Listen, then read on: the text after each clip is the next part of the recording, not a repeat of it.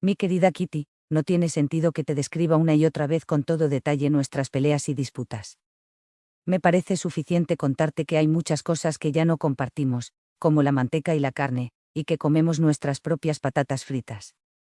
Hace algún tiempo que comemos un poco de pan de centeno extra, porque a eso de las 4 ya estábamos todos esperando ansiosamente que llegara la hora de la comida y casi no podíamos controlar nuestros estómagos. El cumpleaños de mamá se acerca a pasos agigantados. Kublar le ha regalado algo de azúcar adicional, lo que ha suscitado la envidia de los Van Daan, ya que para el cumpleaños de la señora nos hemos saltado los regalos. Pero ¿de qué serviría realmente aburrirte con palabras duras, llantos y conversaciones acres? Basta con que sepas que a nosotros nos aburren aún más. Mamá ha manifestado el deseo, por ahora irrealizable, de no tener que verle la cara a Van Daan durante 15 días. Me pregunto si uno siempre acaba reñido con toda la gente con la que convive durante tanto tiempo. ¿O es que hemos tenido mala suerte? Cuando da sal, mientras estamos a la mesa, se sirve la cuarta parte de la salsa que hay en la salsera, dejándonos a todos los demás sin salsa, así como así, a mí se me quita el apetito, y me levantaría de la mesa para abalanzarme sobre él y echarlo de la habitación a empujones. ¿Acaso el género humano es tan tremendamente egoísta y avaro en su mayoría? Me parece muy bien haber adquirido aquí algo de mundología, pero me parece que ya basta. Peter dice lo mismo. Sea como sea, a la guerra no le importan nuestras rencillas o nuestros deseos de aire y libertad, y por lo tanto tenemos que tratar de que nuestra estancia aquí sea lo más placentera posible. Estoy sermoneando, pero es que creo que si sigo mucho más tiempo aquí encerrada, me convertiré en una vieja avinagrada. Cuánto me gustaría poder seguir comportándome como una chica de mi edad. Tuana. Noche del miércoles, 19 de enero de 1944. Querida Kitty. No sé de qué se trata, pero cada vez que me despierto después de haber soñado, me doy cuenta de que estoy cambiada. Entre paréntesis, anoche soñé nuevamente con Peter y volví a ver su mirada penetrante clavada en la mía, pero este sueño no era tan hermoso ni tan claro como los anteriores. Tú sabes que yo siempre le he tenido envidia a Margot en lo que respecta a papá. Pues bien, de eso ya no queda ni rastro. Eso sí, me sigue doliendo cuando se pone nervioso, me trata mal y de manera poco razonable, pero igualmente pienso que no les puedo tomar nada a mal. Hablan mucho de lo que piensan los niños y los jóvenes, pero no entienden un rábano del asunto. Mis deseos van más allá de los besos de papá o de sus caricias. Qué terrible soy, siempre ocupándome de mí misma. Yo, que aspiro a ser buena y bondadosa, no debería perdonarlos en primer lugar. Pero si es que a mamá la perdono. Solo que casi no puedo contenerme cuando se pone tan sarcástica y se ríe de mí una y otra vez. Ya lo sé, aún me falta mucho para ser como debería ser. ¿Acaso llegaré a serlo? Ana Frank. P. de papá preguntó si te había contado lo de la tarta.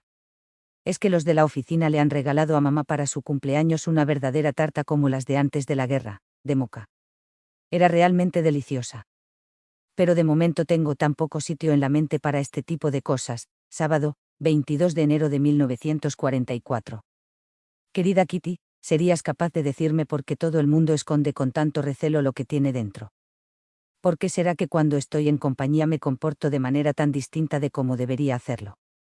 ¿Por qué las personas se tienen tan poca confianza? Sí, ya sé, algún motivo habrá, pero a veces me parece muy feo que en ninguna parte, aun entre los seres más queridos, una encuentre tan poca confianza. Es como si desde aquella noche del sueño me sintiera mayor, como si fuera mucho más una persona por mí misma.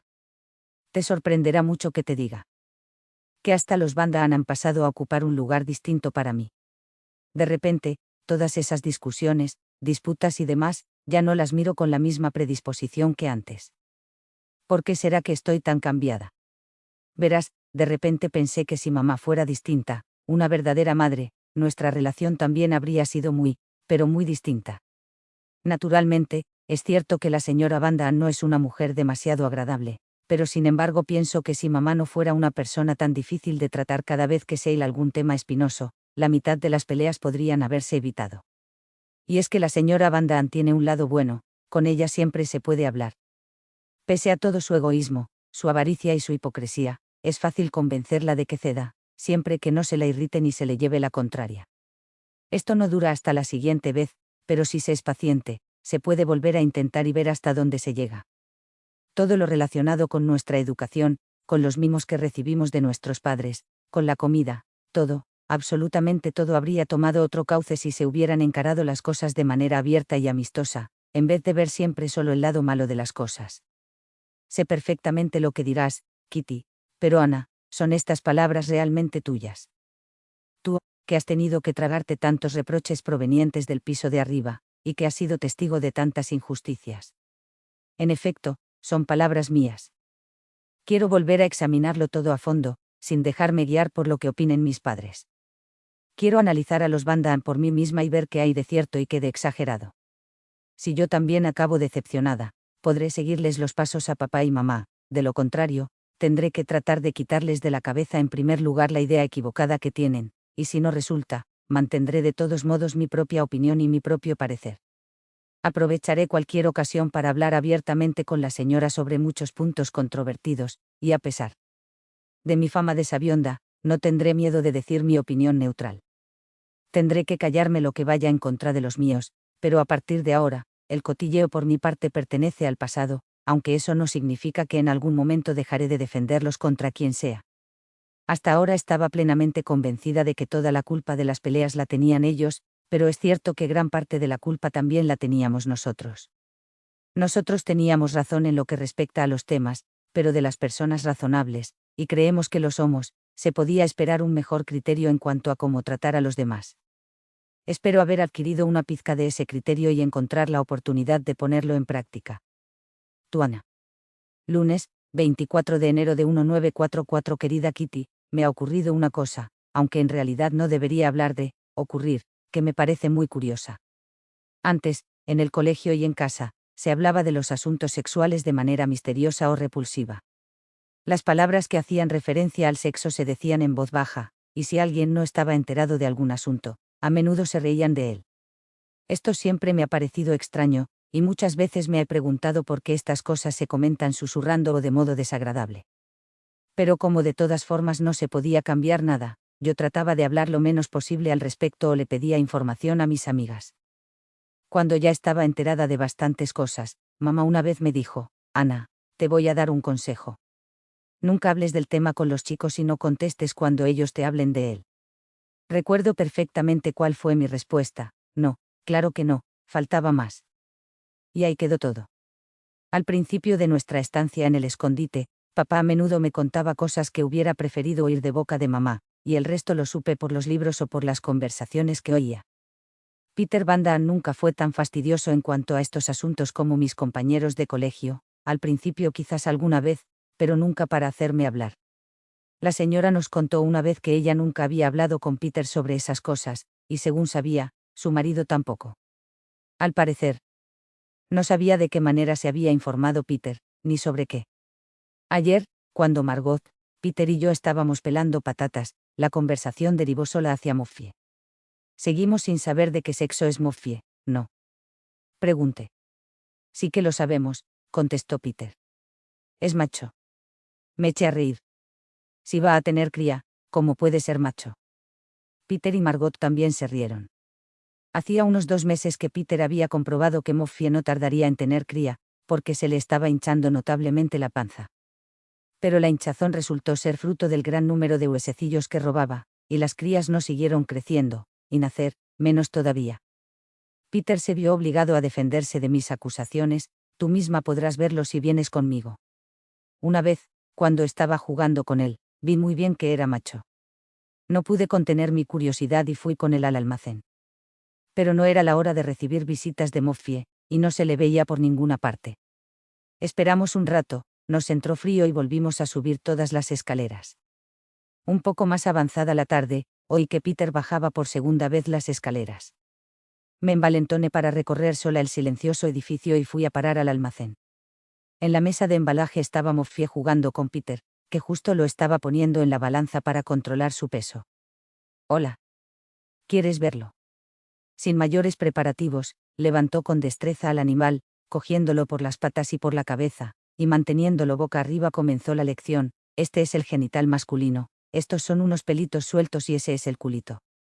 El gato volvió a darse la vuelta y se quedó apoyado en sus 4 patas blancas. A cualquier otro chico que me hubiera indicado el genital masculino, no le habría vuelto a dirigir la palabra.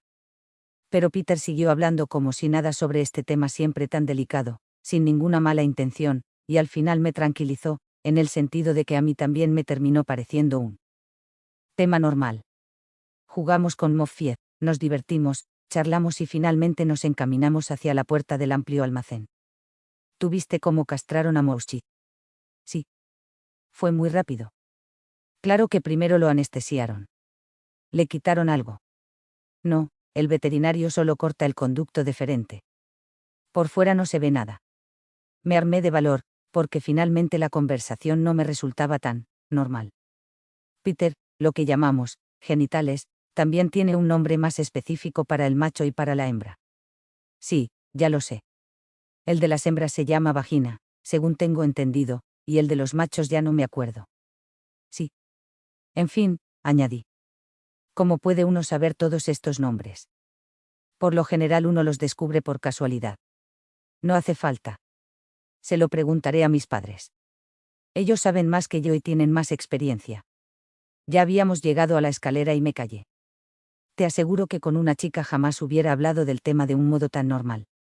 Estoy segura de que mamá nunca se refería a esto cuando me prevenía de los chicos. Pese a todo, anduve todo el día un tanto desorientada. Cada vez que recordaba nuestra conversación, me parecía algo curiosa. Pero hay un aspecto en el que al menos he aprendido algo. También hay jóvenes, y nada menos que del otro sexo, que son capaces de conversar de forma natural y sin hacer bromas pesadas respecto al tema. Les preguntará Peter realmente muchas cosas a sus padres. Será en verdad tal como se mostró ayer. En fin, yo qué sé. Tuana. Viernes, 28 de enero de 1944. Querida Kitty, últimamente he desarrollado una fuerte afición por los árboles genealógicos y las genealogías de las casas reales y he llegado a la conclusión de que, una vez comenzada la investigación, hay que hurgar cada vez más en el pasado y así descubrir las cosas más interesantes. Aunque pongo muchísimo esmero en el estudio de mis asignaturas del colegio y ya puedo seguir bastante bien las audiciones de la radio inglesa, todavía me paso muchos domingos seleccionando y ordenando mi gran colección de estrellas de cine, que ya está adquiriendo proporciones más que respetables. El señor Kugler me da una gran alegría todos los lunes, cuando me trae la revista Cinema y Amp Theater. Aunque los menos mundanos de entre mis convecinos opinan que estos obsequios son un despilfarro y que con ellos se me malcría, se quedan cada vez más sorprendidos por la exactitud con que, después de un año, recuerdo todos y cada uno de los nombres de las figuras que actúan en una determinada película. Los sábados, VIP, que a menudo pasa sus días libres en el cine en compañía de su novio, me dice el título de la película que piensa ir a ver, y yo le nombro de un tirón tanto la lista completa de los actores principales, como las críticas publicadas. No hace mucho, mamá dijo que más tarde no necesitaré ir al cine, ya que ya me sé de memoria los argumentos, los actores y las críticas.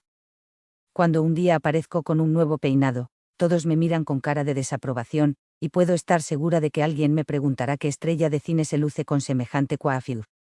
Si contesto que se trata de una creación personal, solo me creen a medias.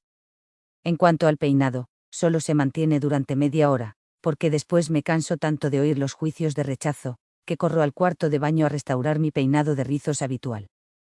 Tuana. Viernes, 28 de enero de 1944.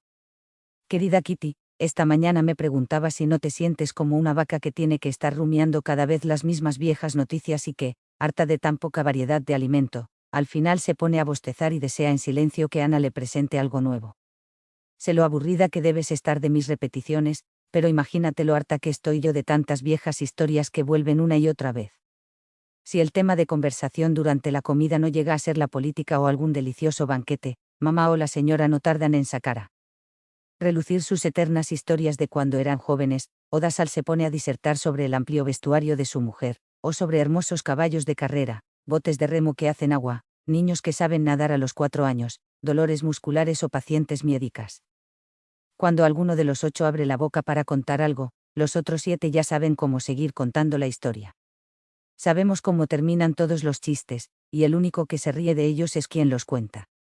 Los comentarios de las antiguas amas de casa sobre los distintos lecheros, tenderos y carniceros ya nos parecen del año de la pera, en la mesa han sido alabados o criticados millones de veces.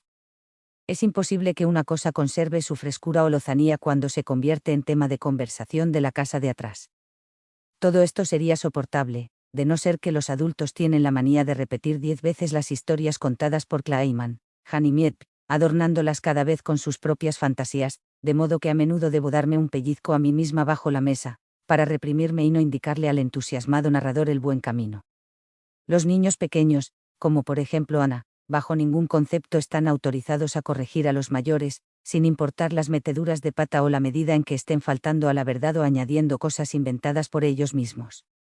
Un tema al que a menudo hacen honor Kleinman y Han es el de la clandestinidad.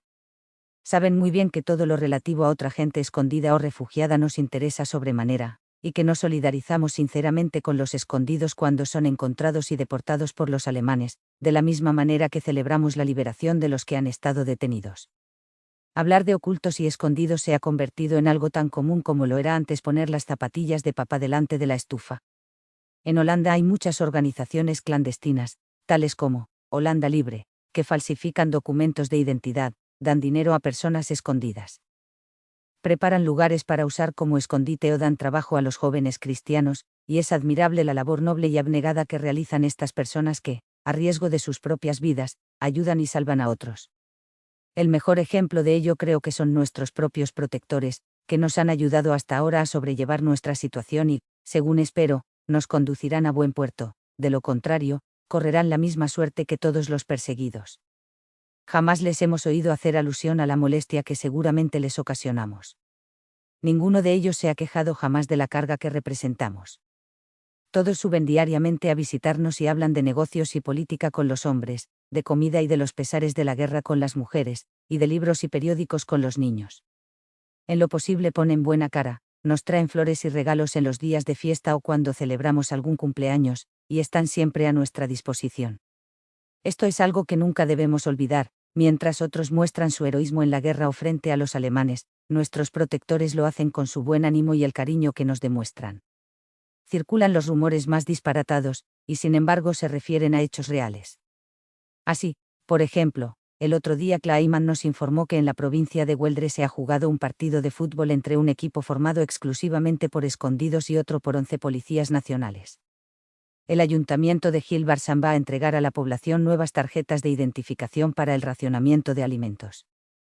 Para que al gran número de escondidos también les toque su parte, las cartillas con los cupones solo podrán adquirirse mostrando la tarjeta de identificación o al precio de 60 florines cada una. Las autoridades han citado a la misma hora a todos los escondidos de los alrededores, para que puedan retirar sus tarjetas en una mesa aparte. Hay que andarse con muchísimo cuidado para que los alemanes no se enteren de semejantes osadías. Tuana. Domingo, 30 de enero de 1944. Mi querida Kit, otra vez estamos en domingo. Reconozco que ya no me parece un día tan horrible como antes, pero me sigue pareciendo bastante aburrido. Todavía no he ido al almacén, quizá aún pueda ir más tarde. Anoche bajé yo sola en plena oscuridad después de haber estado allí con papá hace algunas noches. Estaba en el umbral de la escalera, con un montón de aviones alemanes sobrevolando la casa, sabía que era una persona por mí misma, y que no debía contar con la ayuda de los demás. Mi miedo desapareció, levanté la vista al cielo y confié en Dios. Tengo una terrible necesidad de estar sola. Papá se da cuenta de que no soy la de siempre, pero no puedo contarle nada. Dejadme tranquila, dejadme sola, eso es lo que quisiera gritar todo el tiempo. Quién sabe si algún día no me dejarán más sola de lo que yo quiero. Tuana, jueves, 3 de febrero de 1944. Querida Kitty, en todo el país aumenta día a día el clima de invasión, y si estuvieras aquí, seguro que por un lado te impresionarían los preparativos igual que a mí, pero por el otro te reirías de nosotros por hacer tanto aspaviento, quién sabe si para nada. Los diarios no hacen más que escribir sobre la invasión y vuelven loca a la gente, publicando, si los ingleses llegan a desembarcar en Holanda, las autoridades alemanas deberán hacer todo lo posible para defender el país, llegando al extremo de inundarlo si fuera necesario. Junto a esta noticia aparecen mapas en los que vienen indicadas las zonas inundables de Holanda. Como entre ellas figura gran parte de Ámsterdam, lo primero que nos preguntamos fue qué hacer si las calles de la ciudad se llenan con 1 metro de agua. Las respuestas a esta difícil pregunta fueron de lo más variadas, como será imposible ir andando o montar en bicicleta, tendremos que ir vadeando por el agua estancada. Que no, que hay que tratar de nadar. Nos ponemos todos un gorro de baño y un bañador, y nadamos en lo posible bajo el agua, para que nadie se dé cuenta de que somos judíos. Pamplinas. Ya quisiera yo ver nadando a las mujeres, con las ratas, mordiéndoles los pies. Esto, naturalmente, lo dijo un hombre. Ya veremos quién grita más cuando lo muerdan. Ya no podremos abandonar la casa. El almacén se tambalea tanto que con una inundación así, sin duda se desplomará. Bueno, basta ya de bromas. Tendremos que hacernos con un barquito. ¿Para qué? Tengo una idea mucho mejor. Cada uno coge del desván de delante una caja de las de lactosa y un cucharón para remar. Pues yo iré en zancos. En mis años mozos era un campeón. A Hangis no le hacen falta. Se sube a su mujer al hombro, y así Miep tendrá zancos propios. Supongo que te habrás hecho una idea, ¿verdad, Kit? Toda esta conversación es muy divertida, pero la realidad será muy distinta. Y no podía faltar la segunda pregunta con respecto a la invasión: ¿qué hacer si los alemanes deciden evacuar Ámsterdam? Irnos con ellos, disfrazándonos lo mejor que podamos. De ninguna manera podremos salir a la calle. Lo único que nos queda es quedarnos aquí. Los alemanes son capaces de llevarse a toda la población a Alemania, y una vez allí, dejar que se mueran. Claro, por supuesto, nos quedaremos aquí. Esto es lo más seguro. Trataremos de convencer a Kleiman para que se instale aquí con su familia. Conseguiremos una bolsa de virutas de madera y así podremos dormir en el suelo. Que Miep y Kleiman vayan trayendo mantas. Encargaremos más cereal, aparte de los 30 kilos que tenemos. Que Han trate de conseguir más legumbres, nos quedan unos 30 kilos de judías y 5 kilos de guisantes. Sin contar las 50 latas de verdura. Mamá, ¿podrías contar los demás alimentos que aún nos quedan? 10 latas de pescado, 40 de leche, 10 kilos de leche en polvo, 3 botellas de aceite, 4 tarros, de los de conserva, con mantequilla, 4 tarros de carne, 2 damajuanas de fresas, 2 de frambuesas y grosellas, 20 de tomates, 5 kilos de avena en copos y 4 kilos de arroz. Eso. Es todo. Las existencias parecen suficientes, pero si tienes en cuenta que con ellas también tenemos que alimentar a las visitas y que cada semana consumimos parte de ellas, no son tan enormes como parecen. Carbón y leña quedan bastante, y velas también. Cosámonos todos unos bolsillos en la ropa, para que podamos llevarnos el dinero en caso de necesidad. Haremos listas de lo que haya que llevar primero si debemos huir, y por lo pronto, a llenar las mochilas. Cuando llegue el momento pondremos 2 vigías para que hagan guardia, uno en la buhardilla de delante y otro en la de atrás. ¿Y qué hacemos con tantos alimentos, si luego no nos dan agua, gas ni electricidad? En ese caso tendremos que usar la estufa para guisar. Habrá que filtrar y hervir el agua. Limpiaremos unas damajuanas grandes para conservar agua en ellas. Además, nos quedan 3 peroles para hacer conservas y una pileta para usar como depósito de agua. También tenemos unas 10 arrobas de patatas de invierno en el cuarto de las especias. Estos son los comentarios que oigo todos los días: que si habrá invasión, que si no habrá invasión. Discusiones sobre pasar hambre, morir, bombas, mangueras de incendio, sacos de dormir, carnets de judíos, gases tóxicos, etcétera, etcétera. Nada de esto resulta demasiado alentador. Un buen ejemplo de las claras advertencias de los señores de la casa es la siguiente conversación con Han: casa de atrás, tenemos miedo de que los alemanes, cuando emprendan la retirada, se lleven consigo a toda la población. Han: imposible. No tienen suficientes trenes a su disposición. Casa de atrás: trenes. ¿Se piensa usted que van a meter a los civiles en un coche? De ninguna manera. El coche de San Fernando es lo único que les quedará. El pedes apostolorum, como suele decir de Asal. Han: yo no me creo nada de eso. Lo ve usted todo demasiado negro. ¿Qué interés podrían tener los alemanes en llevarse a todos los civiles? Casa de atrás: ¿acaso no sabe lo que ha dicho Goebbels? Si tenemos que dimitir, a nuestras espaldas cerraremos las puertas de todos los territorios ocupados. Han: se han dicho tantas cosas. Casa de atrás: ¿se piensa usted que los alemanes son demasiado nobles o humanitarios como para hacer una cosa así? Lo que piensan los alemanes es: si hemos de sucumbir, sucumbirán todos los que estén al alcance de nuestro poder. Han: usted dirá lo que quiera, yo eso no me lo creo. Casa de atrás: siempre la misma historia. Nadie quiere ver el peligro hasta que no lo siente en su propio pellejo. Han, no sabe usted nada a ciencia cierta. Todo son meras suposiciones. Casa de atrás, pero si ya lo hemos vivido todo en nuestra propia carne, primero en Alemania y ahora aquí. ¿Y entonces en Rusia qué está pasando? Han, si dejamos fuera de consideración a los judíos, no creo que nadie sepa lo que está pasando en Rusia. Al igual que los alemanes, tanto los ingleses como los rusos exagerarán por hacer pura propaganda. Casa de atrás, nada de eso. La radio inglesa siempre ha dicho la verdad. Y suponiendo que las noticias sean exageradas en un 10%, los hechos siguen siendo horribles, porque no me va usted a negar que es un hecho que en Polonia y en Rusia están asesinando a millones de personas pacíficas o enviándolas a la cámara de gas, sin más ni más. El resto de nuestras conversaciones me las reservaré. Me mantengo serena y no hago caso de estas cuestiones. He llegado al punto en que ya me da lo mismo morir que seguir viviendo. La Tierra seguirá dando vueltas aunque yo no esté, y de cualquier forma no puedo oponer ninguna resistencia a los acontecimientos. Que sea lo que haya de ser, y por lo demás seguiré estudiando y esperando que todo acabe bien. Tuana. Martes, 8 de febrero de 1944. Querida Kitty, no sabría decirte cómo me siento. Hay momentos en que anhelo la tranquilidad y otros en que quisiera algo de alegría. Nos hemos desacostumbrado a reírnos, quiero decir a reírnos de verdad. Lo que sí me dio esta mañana fue la risa tonta, ya sabes, como la que a veces te da en el colegio. Margot y yo nos estuvimos riendo como dos verdaderas bobas. Anoche nos volvió a pasar algo con mamá.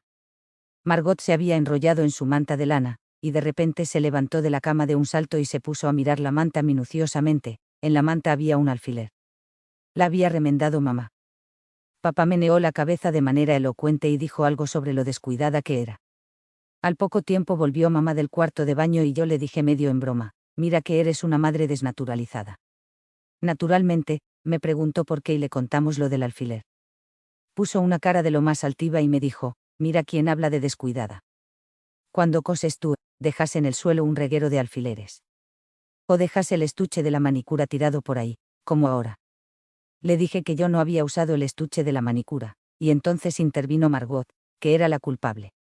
Mamá siguió hablándome de descuidos y desórdenes, hasta que me harté y le dije, de manera bastante brusca, si ni siquiera he sido yo la que ha dicho que eras descuidada. Siempre me echáis la culpa a mí de lo que hacen los demás. Mamá no dijo nada, y menos de un minuto después me vi obligada a darle el beso de las buenas noches. El hecho quizá no tenga importancia, pero a mí todo me irrita. Como por lo visto atravieso en este momento un periodo de reflexión y dejo vagar mi mente por esto y aquello, mis pensamientos se han dirigido naturalmente hacia el matrimonio de mi padre y mi madre. Me lo han presentado siempre como un matrimonio ideal. Sin una sola pelea, sin malas caras, total armonía, etcétera, etcétera.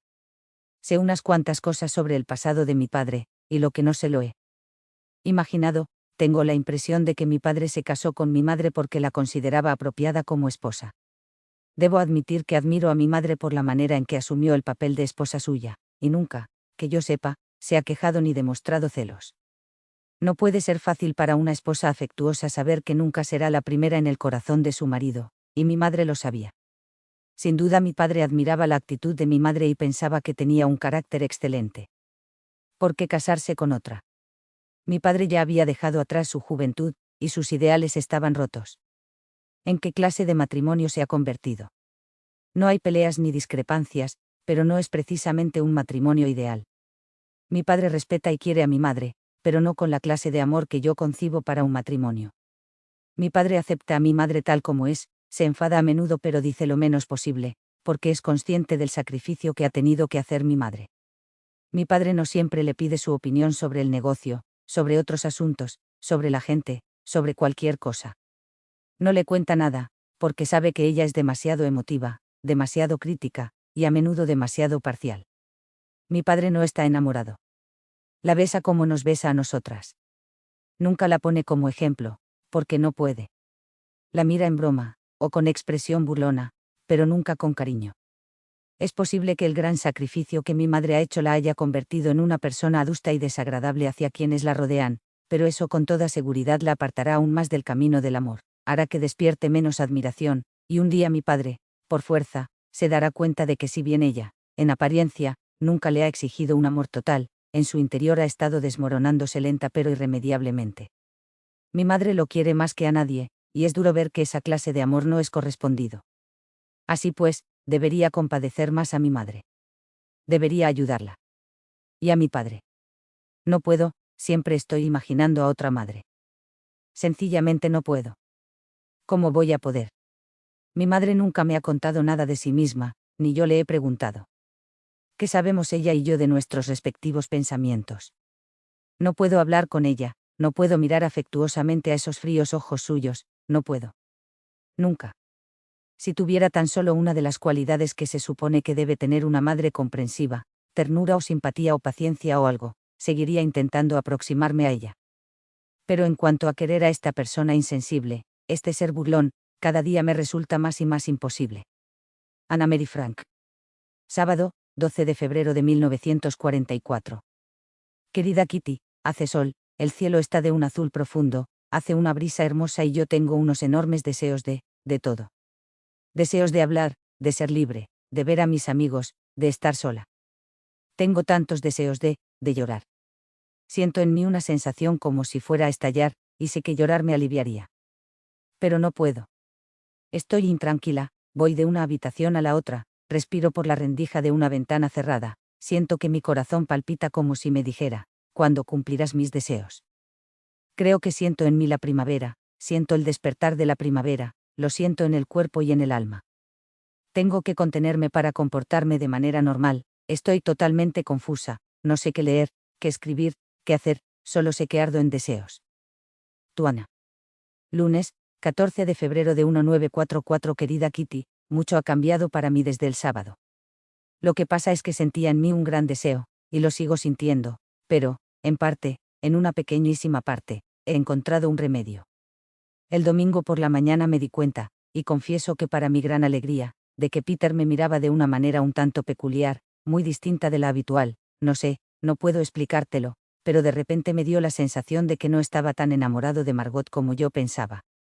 Durante todo el día me esforcé en no mirarlo mucho, porque si lo hacía él también me miraba siempre, y entonces, bueno, entonces eso me producía una sensación muy agradable dentro de mí, que era preferible no sentir demasiado a menudo. Por la noche estaban todos sentados alrededor de la radio, menos Pim y yo, escuchando música inmortal de compositores alemanes. Dassal no dejaba de tocar los botones del aparato, lo que exasperaba a Peter y también a los demás. Después de media hora de nervios contenidos, Peter, un tanto irritado, le rogó a Dassal que dejara en paz los botones. Dassal le contestó de lo más airado, yo hago lo que me place. Peter se enfadó, se insolentó, el señor Van Damme le dio la razón y Dassal tuvo que ceder. Eso fue todo. El asunto en sí no tuvo demasiada trascendencia, pero parece que Peter se lo tomó muy a pecho. Lo cierto es que esta mañana, cuando estaba yo en el desván, buscando algo en el baúl de los libros, se me acercó y me empezó a contar toda la historia. Yo no sabía nada. Peter se dio cuenta de que había encontrado a una interlocutora interesada y atenta, y pareció animarse. Bueno, ya sabes, me dijo, yo nunca digo gran cosa, porque sé de antemano que se me va a trabar la lengua. Tartamudeo, me pongo colorado y lo que quiero decir me se hila al revés, hasta que en un momento dado tengo que callarme porque ya no encuentro las palabras. Ayer me pasó igual, quería decir algo completamente distinto, pero cuando me puse a hablar, me hice un lío y la verdad es que es algo horrible. Antes tenía una mala costumbre, que aún ahora me gustaría seguir poniendo en práctica, cuando me enfadaba con alguien, prefería darle unos buenos tortazos antes que ponerme a discutir con él. Ya sé que este método no lleva a ninguna parte, y por eso te admiro. Tú al menos no te lías al hablar, le dices a la gente lo que le tienes que decir y no eres nada tímida. Te equivocas de medio a medio, le contesté. En la mayoría de los casos digo las cosas de un modo muy distinto del que me había propuesto, y entonces digo demasiadas cosas y hablo demasiado tiempo, y eso es un mal no menos terrible. Es posible, pero sin embargo tienes la gran ventaja de que a ti nunca se te nota que eres tímida. No cambias de color ni te inmutas. Esta última frase me hizo reír para mis adentros, pero quería que siguiera hablando sobre sí mismo con tranquilidad, no hice notar la gracia que me causaba, me senté en el suelo sobre un cojín, abrazando mis rodillas levantadas, y miré a Peter con atención. Estoy muy contenta de que en casa todavía haya alguien al que le den los mismos ataques de furia que a mí. Se notaba que a Peter le hacía bien poder criticar a Dassal duramente, sin temor a que me chivara. Y a mí también me hacía sentirme muy bien, porque notaba una fuerte sensación de solidaridad, algo que antes solo había tenido con mis amigas. Tuana. Martes, 15 de febrero de 1944. El niño asunto con Dasal trajo cola, y todo por culpa suya. El lunes por la mañana, Dasal se acercó a mamá con aire triunfal y le contó que, esa misma mañana, Peter le había preguntado si había dormido bien esa noche, y había agregado que lamentaba lo ocurrido el domingo por la noche y que lo del exabrupto no había ido tan en serio. Entonces Dasal había tranquilizado a Peter, asegurándole que él tampoco se lo había tomado tan a mal. Todo parecía acabar ahí. Mamá me vino a mí con el cuento y yo, en secreto, me quedé muy sorprendida de que Peter, que estaba tan enfadado con Dasal, se hubiera rebajado de esa manera a pesar de todas sus afirmaciones. No pude dejar de tantear a Peter al respecto, y por él me enteré enseguida de que Dasal había mentido. Tendrías que haber visto la cara de Peter, era digna de fotografiar.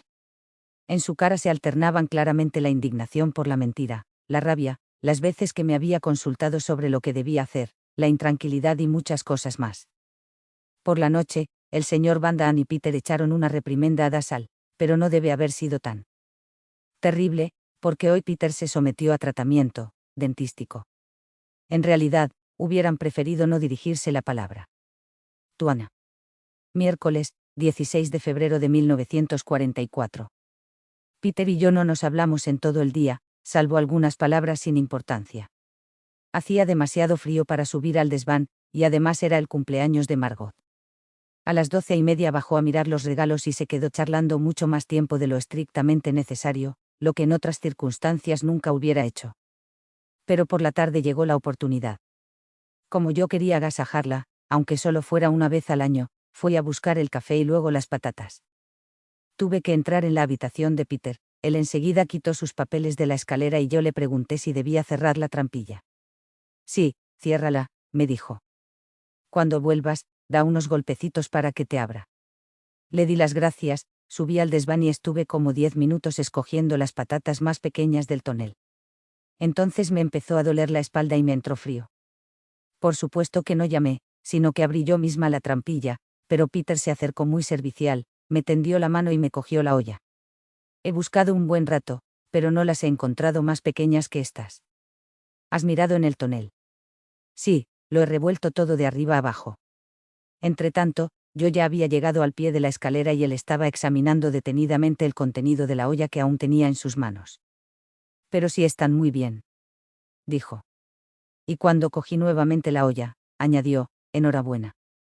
Al decirlo, me miró de una manera tan cálida y tierna, que también a mí me dio una sensación muy cálida y tierna por dentro.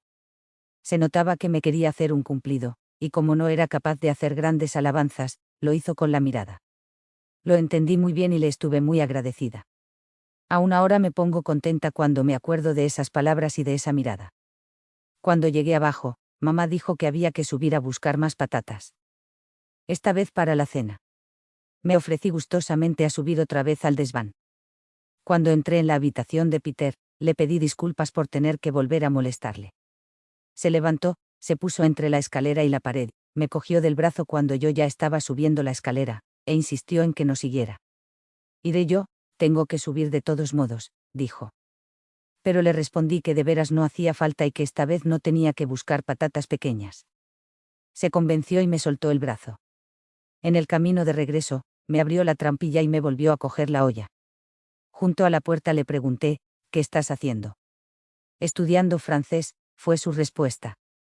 Le pregunté si podía echar un vistazo a lo que estaba estudiando, me lavé las manos y me senté frente a él en el diván. Después de explicarle una cosa de francés, pronto nos pusimos a charlar. Me contó que más adelante le gustaría irse a las Indias neerlandesas a vivir en las plantaciones. Me habló de su vida en casa de sus padres, del mercado negro y de que se sentía un inútil. Le dije que me parecía que tenía un complejo de inferioridad bastante grande. Me habló de la guerra, de que los ingleses y los rusos seguro que volverían a entrar en guerra, y me habló de los judíos. Dijo que todo le habría resultado mucho más fácil de haber sido cristiano, y de poder serlo una vez terminada la guerra. Le pregunté si quería que lo bautizaran, pero tampoco ese era el caso. De todos modos, no podía sentir como un cristiano, dijo, pero después de la guerra nadie sabría si él era cristiano o judío. Sentí como si me clavaran un puñal en el corazón. Lamento tanto que conserve dentro de sí un resto de insinceridad. Otra cosa que dijo: los judíos siempre han sido el pueblo elegido y nunca dejarán de serlo. Le respondí: espero que alguna vez lo sean para bien. Pero por lo demás estuvimos conversando muy amenamente sobre papá y sobre tener mundología y sobre un montón de cosas, ya no recuerdo bien. ¿Cuáles? No me fui hasta las 5:15, cuando llegó VIP. Por la noche todavía me dijo una cosa que me gustó. Estábamos comentando algo sobre una estrella de cine que yo le había regalado y que lleva como año y medio colgada en su habitación. Dijo que le gustaba mucho, y le ofrecí darle otras estrellas. No, me contestó.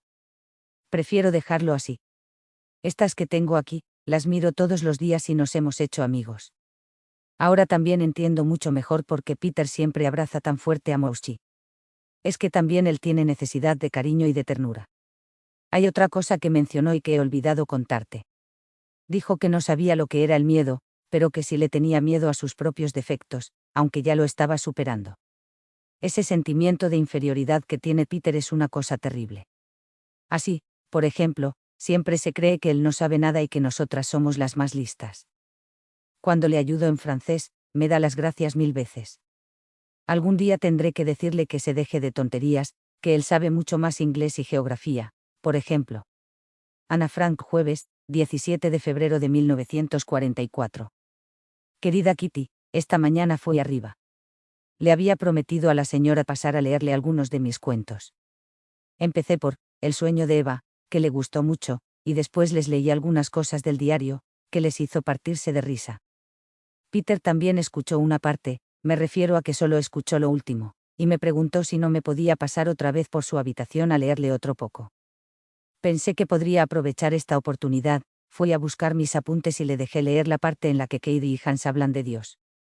No habría decirte qué impresión le causó, dijo algo que ya no recuerdo, no si estaba bien o no, sino algo sobre la idea en sí misma. Le dije que solamente quería demostrarle que no solo escribía cosas divertidas. Asintió con la cabeza y salí de la habitación. Veremos si me hace algún otro comentario. Tu Ana Frank. Viernes, 18 de febrero de 1944. Mi querida Kitty, en cualquier momento en que subo arriba, es siempre con intención de verlo a él. Mi vida aquí realmente ha mejorado mucho, porque ha vuelto a tener sentido y tengo algo de que alegrarme. El objeto de mi amistad al menos está siempre en casa y, salvo Margot, no hay rivales que temer. No te creas que estoy enamorada, nada de eso, pero todo el tiempo tengo la sensación de que entre Peter y yo algún día nacerá algo hermoso, algo llamado amistad y que de confianza. Todas las veces que puedo, paso por su habitación y ya no es como antes, que él no sabía muy bien qué hacer conmigo. Al contrario, sigue hablándome cuando ya estoy saliendo. Mamá no ve con buenos ojos que suba a ver a Peter. Siempre me dice que lo molesto y que tengo que dejarlo tranquilo. ¿Acaso se cree que no tengo intuición? Siempre que entro en la pequeña habitación de Peter, mamá me mira con cara rara. Cuando bajo del piso de arriba, me pregunta dónde he estado. No me gusta nada decirlo, pero poco a poco estoy empezando a odiarla. Tu Ana M. Frank. Sábado, 19 de febrero de 1944. Querida Kitty, estamos otra vez en sábado y eso en sí mismo ya dice bastante. La mañana fue tranquila.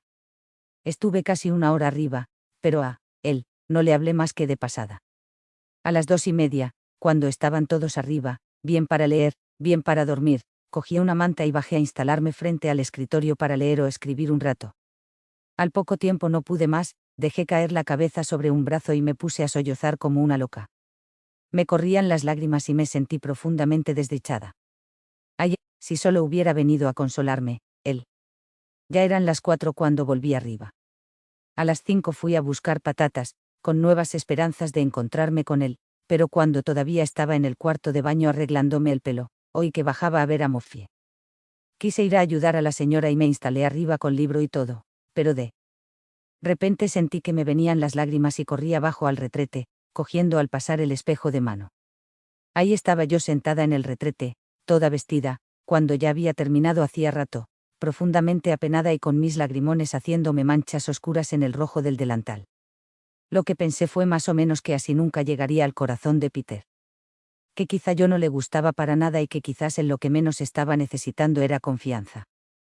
Quizá nunca piense en mí más que de manera superficial. Tendré que seguir adelante sola, sin Peter y sin su confianza.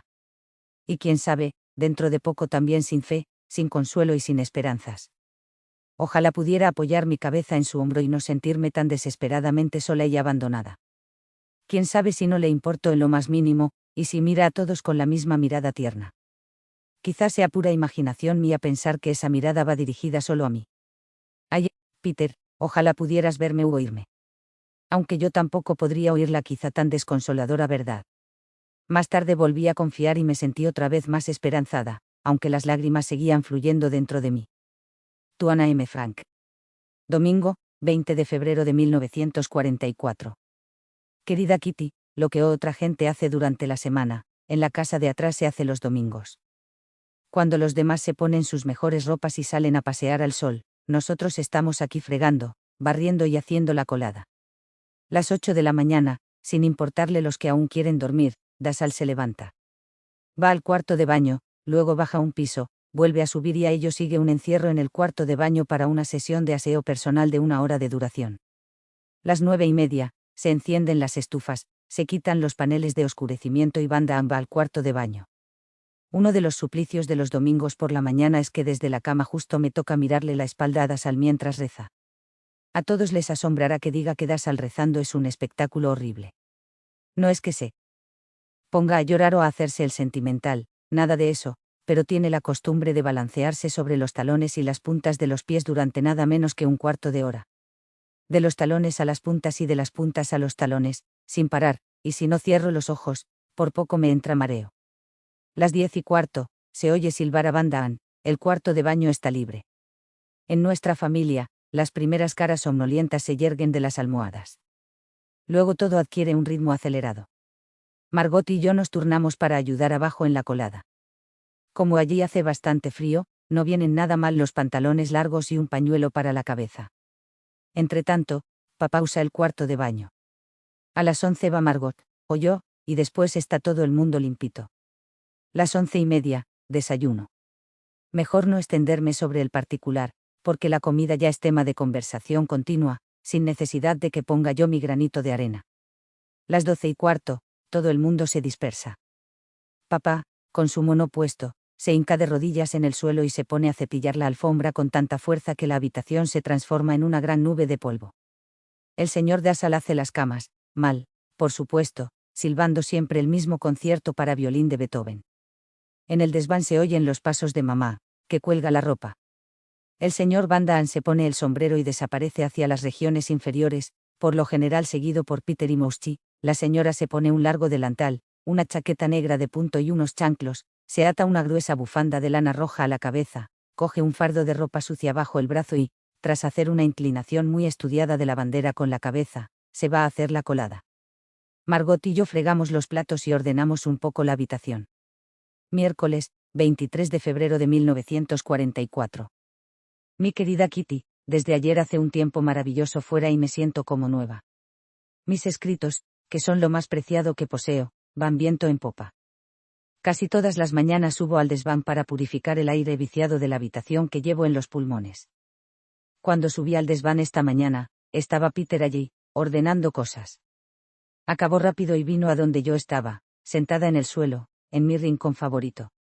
Los dos miramos el cielo azul, el castaño sin hojas con sus ramas llenas de gotitas resplandecientes, las gaviotas y demás pájaros que al volar por encima de nuestras cabezas parecían de plata, y todo esto nos conmovió y nos sobrecogió tanto que no podíamos hablar. Peter estaba de pie, con la cabeza apoyada contra un grueso travesaño, y yo seguía sentada. Respiramos el aire, miramos hacia afuera y sentimos que era algo que no había que interrumpir con palabras. Nos quedamos mirando hacia afuera un buen rato, y cuando se puso a cortar leña, tuve la certeza de que era un buen tipo. Subió la escalera de la buhardilla, yo lo seguí, y durante el cuarto de hora que estuvo cortando leña no dijimos palabra. Desde el lugar donde me había instalado me puse a observarlo, viendo cómo se esmeraba visiblemente para cortar bien la leña y mostrarme su fuerza. Pero también me asomé a la ventana abierta, y pude ver gran parte de Ámsterdam, y por encima de los tejados hasta el horizonte, que era de un color celeste tan claro que no se distinguía bien su línea. Mientras exista este sol y este cielo tan despejado, y pueda yo verlo, pensé, no podré estar triste. Para todo el que tiene miedo, está solo o se siente desdichado, el mejor remedio es salir al aire libre, a algún sitio en donde poder estar totalmente solo, solo con el cielo, con la naturaleza y con Dios. Porque solo entonces, solo así se siente que todo es como debe ser y que Dios quiere que los hombres sean felices en la humilde pero hermosa naturaleza. Mientras todo esto exista, y creo que existirá siempre, sé que toda pena tiene consuelo, en cualquier circunstancia que sea. Y estoy convencida de que la naturaleza es capaz de paliar muchas cosas terribles, pese a todo el horror. Quizá ya no falte tanto para poder compartir este sentimiento de felicidad avasallante con alguien que se tome las cosas de la misma manera que yo. Tuana. P. de pensamientos, a Peter. Echamos de menos muchísimas cosas aquí, desde hace mucho tiempo, y yo las echo de menos igual que tú.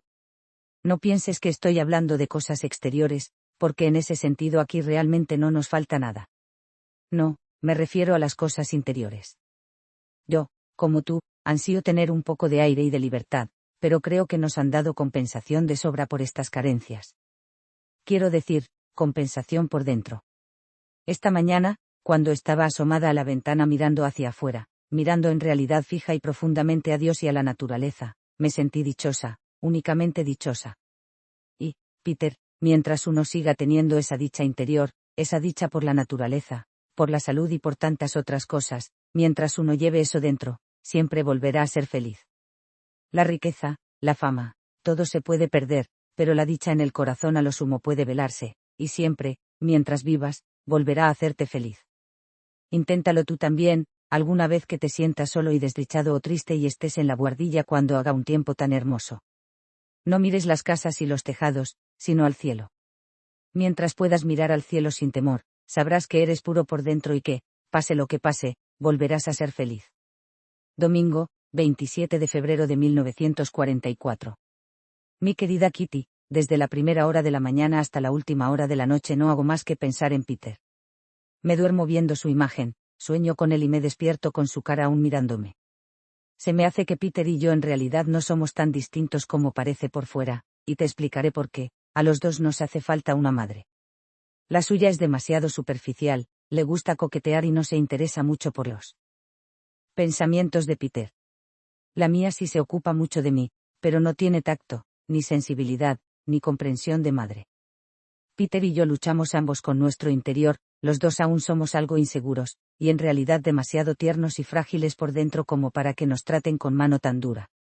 Por eso a veces quisiera escaparme, o esconder lo que llevo dentro. Me pongo a hacer ruido, con las cacerolas y con el agua por ejemplo, para que todos me quieran perder de vista. Peter, sin embargo, se encierra en su habitación y casi no habla, no hace nada de ruido y se pone a soñar, ocultándose en su timidez. Pero ¿cómo y cuándo llegaremos a encontrarnos? No sé hasta cuándo mi mente podrá controlar este deseo. Tuana M. Frank. Lunes, 28 de febrero de 1944. Mi querida Kitty, esto se está convirtiendo en una pesadilla, tanto de noche como de día. Le veo casi a todas horas y no puedo acercarme a él, tengo que disimular mis sentimientos y mostrarme alegre, mientras que dentro de mí todo es desesperación. Peter Schiff y Peter Van Damme se han fundido en un único Peter, que es bueno y bondadoso y a quien quiero con toda mi alma. Mamá está imposible conmigo, papá me trata bien, lo que resulta difícil, y Margot resulta aún más difícil, ya que pretende que ponga cara de agrado mientras que lo que yo quiero es que me dejen en paz. Peter no subió a estar conmigo en el desván, se fue directamente a la buhardilla y se puso a martillear. Cada golpe que pegaba hacía que mis ánimos se desmoronaran poco a poco, y me sentía aún más triste. Y a lo lejos se oía un carillón que tocaba, arriba corazones. Soy una sentimental, ya lo sé. Soy una desesperanzada y una insensata, también lo sé. Ay de mí. Tuana M. Frank. Miércoles, 1 de marzo de 1944. Querida Kitty, mis propias tribulaciones han pasado a un segundo plano porque, han entrado ladrones. Ya estarás aburrida de mis historias de ladrones, pero ¿qué culpa tengo yo de que a los señores ladrones les dé tanto gusto honrar? Addis y Amp, compañía con su visita. Esta vez, el asunto fue más complicado que la vez anterior, en julio del año pasado. Anoche, cuando el señor Van Damme dejó a las 7:30 el despacho de Kugler como de costumbre, vio que la puerta de vidrio y la del despacho estaban abiertas, lo que le sorprendió.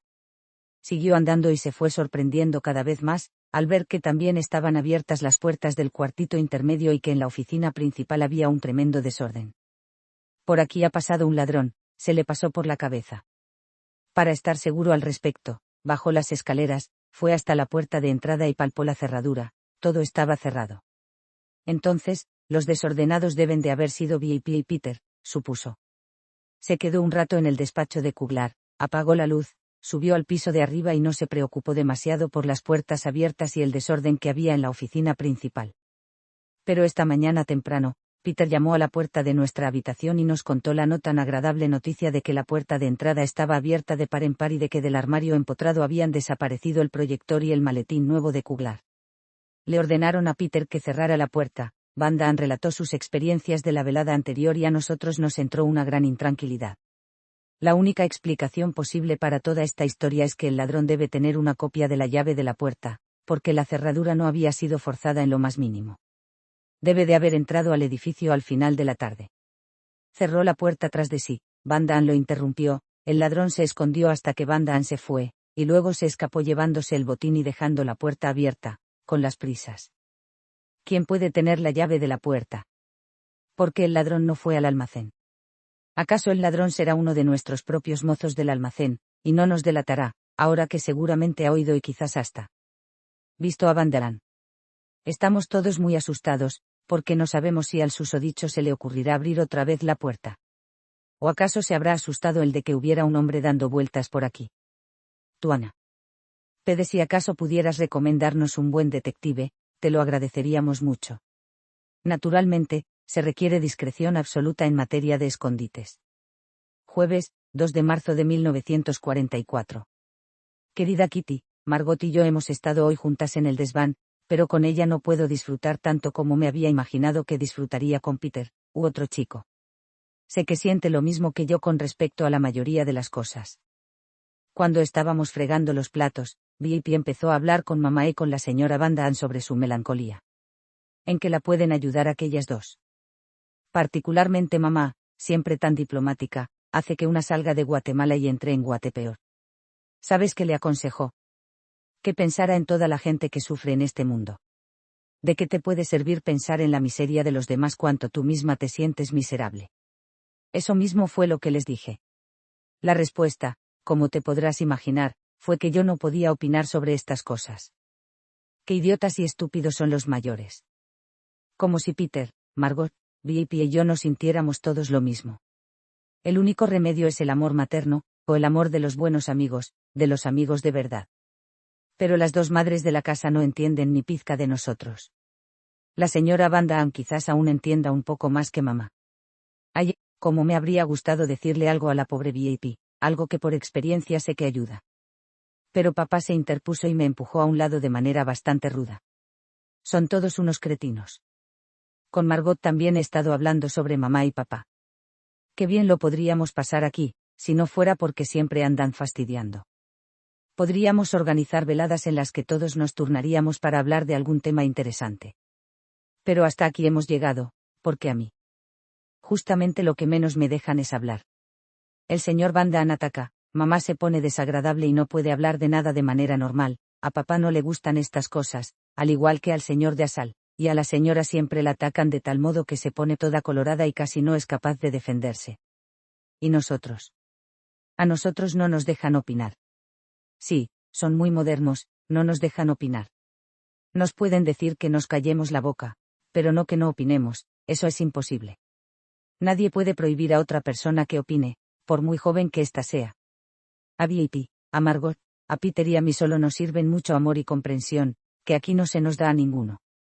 Y nadie, sobre todo estos cretinos sabelotodos, nos comprende, porque somos mucho más sensibles y estamos mucho más adelantados en nuestra manera de pensar de lo que ellos remotamente puedan imaginarse. El amor. ¿Qué es el amor? Creo que el amor es algo que en realidad no puede expresarse con palabras. El amor es comprender a una persona, quererla, compartir con ella la dicha y la desdicha. Y con el tiempo también forma parte de él el amor físico, cuando se ha compartido, se ha dado y recibido, y no importa si se está casado o no, o si es para tener un hijo o no. Si se pierde el honor o no, todo eso no tiene importancia, lo que importa es tener a alguien a tu lado por el resto de tu vida, alguien que te comprende y que no tienes que compartir con nadie. Tuana M. Frank. Mamá está nuevamente quejándose. Está claro que está celosa porque hablo más con la señora Van Damme que con ella. Pues me da igual. Esta tarde por fin he podido estar con Peter. Hemos estado hablando por lo menos 3/4 de hora. Le costaba mucho contarme algo sobre sí mismo, pero poco a poco se fue animando. Te aseguro que no sabía si era mejor irme o quedarme. Pero es que tenía tantas ganas de ayudarle. Le conté lo de VIP y lo de la falta de tacto de nuestras madres. Me dijo que sus padres siempre andan peleándose, por la política, por los cigarrillos o por cualquier otra cosa. Como ya te he dicho, Peter es muy tímido, pero no tanto como para no confesarme que le gustaría dejar de ver a sus padres al menos 2 años. Mi padre no es tan buena persona como parece, dijo, pero en el asunto de los cigarrillos, la que lleva toda la razón es mi madre. Yo también le hablé de mamá. Pero a papá, Peter lo defendía. Dijo que le parecía un tipo fenomenal. Esta noche, cuando estaba colgando el delantal después de fregar los platos, me llamó y me pidió que no les contara a los míos que sus padres habían estado nuevamente riñendo y que no se hablaban. Se lo prometí, aunque ya se lo había contado a Margot. Pero estoy segura de que Margot no hablará. No te preocupes, Peter, le dije. Puedes confiar en mí. Me he impuesto la costumbre de no contarles tantas cosas a los demás. De lo que tú me cuentas, no le digo nada a nadie. Eso le gustó. Entonces también le conté lo de los tremendos cotilleos en casa, y le dije, debo reconocer que tiene razón Margot cuando dice que miento, porque si bien digo que no quiero ser cotilla, cuando se trata de Dasal me encanta cotillear. Eso está muy bien, dijo. Se había ruborizado, y su cumplido tan sincero casi me hace subir los colores a mí también. Luego también hablamos de los de arriba y los de abajo. Peter realmente estaba un poco sorprendido de que sigamos sin querer demasiado a sus padres. Peter, le dije, sabes que soy sincera contigo. ¿Por qué no habría de decírtelo? ¿Acaso no conocemos sus defectos también nosotros? Y también le dije, Peter, me gustaría tanto ayudarte. No puedo hacerlo. Tú estás entre la espada y la pared y yo sé que, aunque no lo dices, te tomas todo muy a pecho. Siempre aceptaré tu ayuda. Quizás sea mejor que consultes con papá. Él tampoco dice nada a nadie, le puedes contar tus cosas tranquilamente. Sí, es un compañero de verdad. Le quieres mucho, ¿verdad? Peter asintió con la cabeza y yo seguí hablando. Pues él también te quiere a ti. Levantó la mirada fugazmente. Se había puesto colorado. De verdad era conmovedor ver lo contento que le habían puesto esas palabras. ¿Tú crees? Me preguntó. Sí, dije yo. Se nota por lo que deja caer de vez en cuando. Entonces llegó el señor Van Damme para hacernos un dictado. Peter también es un tipo fenomenal, igual que papá. Tuana M. Frank. Viernes, 3 de marzo de 1944. Mi querida Kitty, esta noche, mirando la velita, me puse contenta otra vez y me tranquilicé. En realidad, en esa vela está la abuela, y es ella la que me protege y me cobija, y la que hace que me ponga otra vez contenta. Pero, hay otra persona que domina mis estados de ánimo y es Peter. Hoy, cuando fui a buscar las patatas y todavía estaba bajando la escalera con la cacerola llena en las manos, me preguntó, ¿qué has hecho a mediodía? Me senté en la escalera y empezamos a hablar. Las patatas no llegaron a destino hasta las 5:15, 1 hora después de haber subido a buscarlas. Peter ya no dijo palabras sobre sus padres, solo hablamos de libros y del pasado. ¡Ay, qué mirada tan cálida tiene ese chico! Creo que ya casi me estoy enamorando de él. De eso mismo hemos hablado. Después de pelar las patatas,